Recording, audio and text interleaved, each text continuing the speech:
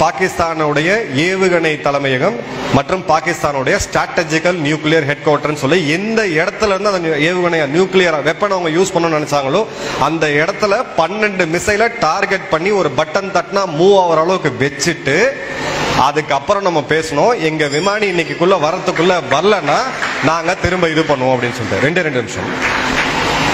இப்போ அந்த நாடு அணு ஆயுதத்தை பிரயோகிக்க முடியாது. நீங்க அணு ஆயுதத்தை பிரயோகிக்கணும்னு யோசிச்சீங்கன்னா திரும்ப அடிக்கிறதுக்கு எங்களுக்கு வேற வேற வழிகள் இருக்குன்றதை நம்ம இது பண்ணுவோம்.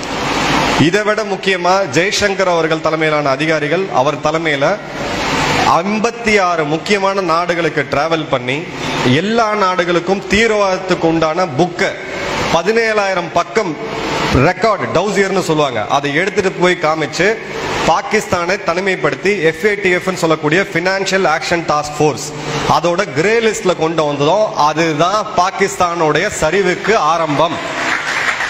270 ரூபாய் இன்னைக்கு அங்க பெட்ரோலோட ரேட்டு, ஒரு லிட்டர் பால் வந்து இன்னைக்கு 300 ரூபாய் அங்களுடைய ரேட்டு. இந்த நிலைமைக்கு பாகிஸ்தான் ஆச்சு அப்படின்னா சத்திரியனா மட்டும் இருந்தா பத்தாது, சாணக்கியனாவும் இருக்கணும். நம்ம தலைவர் சாணக்கியனா யோசனாலதான் அந்த நாடு இன்னைக்கு வந்து அந்த நிலைமையில இருக்கு. இது இன்னொரு நாட்டை அழிக்கணும் அப்படின்னா அழிக்கப்பட வேண்டியது அழிக்கப்பட்டு தான் ஆக வேண்டும். மூட்டை பூச்சி கடிச்சதுன்னா நீங்க அடிச்சு போட்டு தூக்கி போட்டு தான் போகணும்.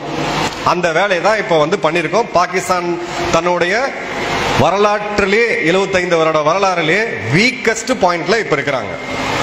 இதற்கு நடுவுல போன வாரம் ஒரு மாதம் முன்னாடி நினைக்கிறேன் 370 சரி அப்படின்னு சொல்லி நம்மளுடைய உச்சபட்ச கான்ஸ்டிடியூஷனல் பெஞ்ச் தீர்ப்பு கொடுக்கும் போது நம்ம எல்லாரும் செலிப்ரேட் பண்ணோம். 317 ஸ்டேட்டஸ் போட்டோம். யாராவது மோடி ஐயாவோட ட்வீட் பாத்தீங்களா?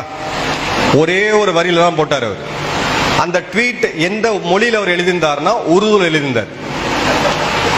இப்ப POK பத்தி நீங்க என்கிட்ட கேள்வி கேட்டீங்கன்னா அந்த ஒரு லைன் உருதுல எழுதினது நயா காஷ்மீர் அப்படின்றாரு. காஷ்மீர் மக்கள் ஏற்கனவே நம்ம கிட்ட தான் இருக்கிறாங்க.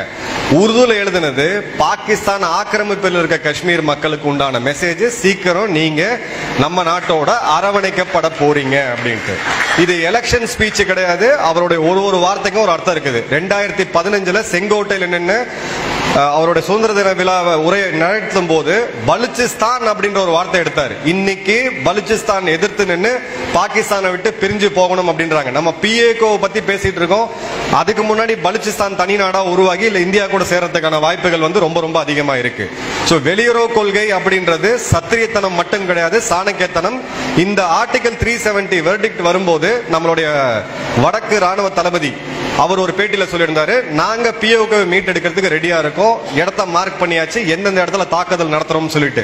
ராணுவ ரீதியா நாங்க ரெடி, ராஜாங்க ரீதியாவும் நாங்க ரெடி. 2022 POKல நடந்த முஸ்தபாபாத்ல நடந்த மிகப்பெரிய போராட்டத்துல 4 லட்சம் மக்கள் கத்துனது இந்தியாவோடய நாங்க ஒண்ணு சேரணும் சொல்லி அங்க மக்களும் வந்து பார்க்க ஆரம்பிச்சிட்டாங்க. அடுத்த 5 வருட காலத்துக்குள்ள நம்ம காஷ்மீர் பெற போற வளர்ச்சியை பார்த்து அங்க இருக்கிற மக்கள் போதுண்டா இந்த நாட்டோட நம்ம இருக்க வேண்டாம் அப்படின்னு சொல்லி அந்த மக்களா கிளர்ந்து எந்திரிச்சு வருவாங்க. அன்னைக்கு வரும்போது சிறு அளவுல நம்ம ராணுவம் வந்து அங்க செயல்படும். இந்த அடுத்த 5 வருடத்துக்குள்ள POK அப்படின்னு சொல்லக்குள்ள ஆக்கிரமிப்பு காஷ்மீர் அப்படின்றது நம்மளோட வரைபடத்தை இன்னைக்கு மாத்தி வரைஞ்சு விளையாடிட்டு இருக்காங்கல்ல சில பேர் லெப்ட்ல, அதெல்லாம் மாறி அடுத்தது நம்ம எங்கன்னு யோசிக்கிற அளவுக்கு தான் மாறும். இந்த செய்தியை மக்கள்கிட்ட கொண்டு போங்க, இந்த செய்தியை மக்கள்கிட்ட கொண்டு போவாங்க.